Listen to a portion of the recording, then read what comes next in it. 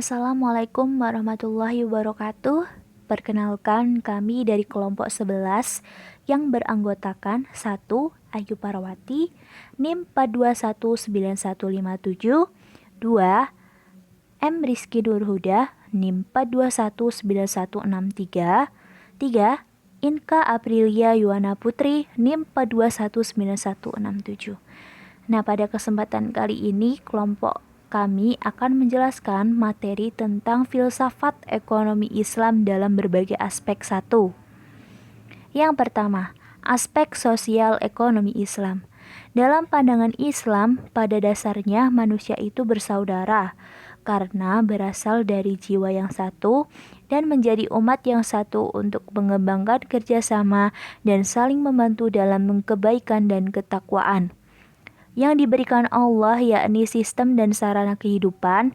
Manusia bertugas mewujudkan kesejahteraan dan kemakmuran untuk dirinya dan lingkungannya.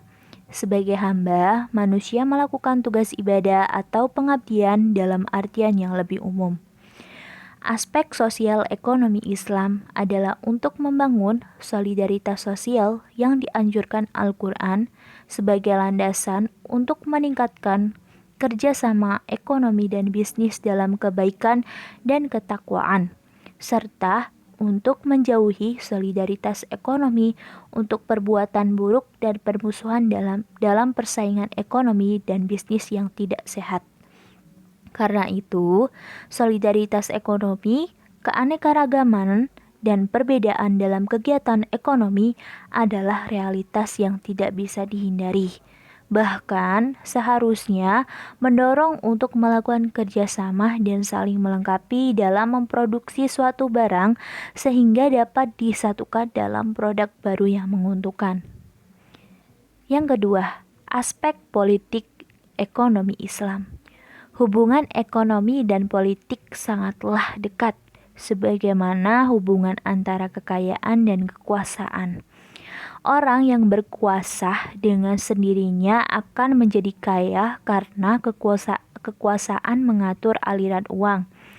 Akan tetapi, jika kekayaan dan kekuasaan dalam sebuah negara, dalam pengertian ekonomi dan politik, hanya dikuasai oleh seseorang atau sekelompok orang saja, maka akan terjadi kecenderungan adanya pemusatan ekonomi politik pada seseorang dan segelintir orang di sekitarnya. Dan pemusatan itu mendatangkan kezoliman, anarki, dan ketidakadilan. Paradigma ideologi politisnya adalah bahwa pemujaan dan penuhanan kekayaan dan kekuasaan yang disimbolisasikan dengan patung yang berhala adalah penyebab utama adanya demoralisasi ekonomi atau kekayaan dan demoralisasi politik atau kekuasaan yang terjadi dalam suatu masyarakat. Karena itu, perbaikan harus dimulai dari perubahan paradigma fundamentalnya, yaitu penelusuran kekayaan dan kekuasaan, penelusuran jalan ekonomi dan politik untuk keadilan dan kemakmuran bersama. Sementara itu, kegiatan politik dalam Islam bertujuan untuk mewujudkan kehidupan masyarakat yang harmoni dan berkeadilan, sehingga caranya antara satu bangsa dengan bangsa lainnya bisa berbeda. Ada yang menempuh jalan republik, demokrasi, dan monarki. Karena itu, kegiatan ekonomi dan politik dalam Islam selalu terkait dengan prinsip etika Islam yang relatif semua kekayaan dan kekuasaan oleh manusia untuk mencegah adanya kepemilikan kekayaan dan kekuasaan yang mutlak dan hanya berpusat pada seseorang atau sekelompok saja. Yang ketiga, aspek kebudayaan ekonomi Islam.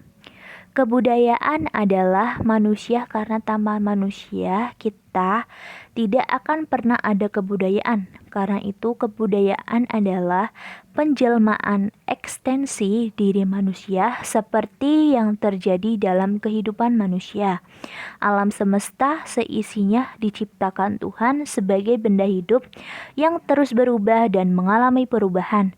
Nah, dengan sentuhan ilmu yang diajarkan Tuhan kepadanya, maka benda-benda yang ada di alam semesta itu bisa diubah menjadi bentuk baru sesuai dengan kebutuhan manusia.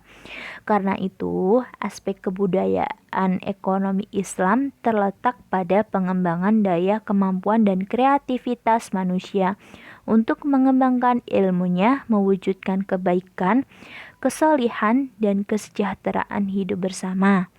Kemampuan kreatif berdasarkan moralitas atau akhlakul karimah menjadi dasar bagi terbentuknya kegiatan ekonomi dan bisnis. Aspek kebudayaan ekonomi Islam adalah pemanfaatan ilmu, pengetahuan, dan teknologi dalam mengelola sumber-sumber kehidupan ekonomi. Kebudayaan ekonomi Islam juga mendorong perkembangan jiwa pengembaraan untuk mendapatkan sumber-sumber kehidupan ekonomi, sumber keutamaan dan rezeki Tuhan yang tersebar di muka bumi. Karena itu, harta kekayaan harus diperoleh dengan cara-cara yang baik dan digunakan untuk kebaikan. Yang keempat, ada aspek agama ekonomi Islam. Historitas agama dan aliran keagamaan yang ada sesungguhnya merupakan kesatuan dari realitas agama itu sendiri. Oleh karena itu, memahami agama tidak dapat dilepaskan dari doktrin atau wahyu yang menjadi sumber ajaran suatu agama itu. Terdapat proses dialektika antara wahyu atau doktrin dengan dinamika masyarakat yang plural. Sebuah wahyu bisa diterima sebagai ajaran yang bersifat mutlak, namun upaya manusia dalam memahami wahyu dan menafsirkannya dalam kehidupan masyarakat dan membentuk suatu aliran harus dilihat sebagai bagian dari proses dialektika masyarakat yang tidak pernah selesai. Dalam historitas agama-agama, masing-masing upaya manusia memahami agama yang bersumber pada wahyu dan upaya menjalankannya dalam praktek hidup di masyarakat. Selanjutnya akan membentuk komunitas agama. Jadi, lahirnya komunitas agama adalah realitas sosiologis yang tidak dapat dihindari oleh semua agama. Kesimpulannya, aspek sosial ekonomi dalam pandangan Islam pada dasarnya manusia itu bersaudara karena berasal dari jiwa yang satu dan menjadi umat yang satu untuk mengembangkan kerjasama dan saling membantu dalam kebaikan dan ketakwaan. Yang kedua, aspek politik ekonomi Islam adalah upaya untuk membangun keseimbangan antara demokrasi ekonomi dan demokrasi politik untuk menghindari konspirasi politik ekonomi yang destruktif yang dapat membawa negara ke dalam konflik yang terus-menerus. Yang ketiga, aspek kebudayaan ekonomi Islam adalah pemanfaatan ilmu pengetahuan dan teknologi dalam mengelola sumber-sumber kehidupan ekonomi. Yang keempat, aspek agama ekonomi Islam.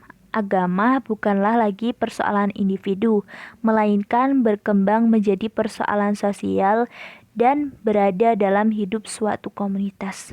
Sekian dari kelompok kami. Apabila ada salah kata atau salah ucap, kami mohon maaf sebesar-besarnya. Wassalamualaikum warahmatullahi wabarakatuh.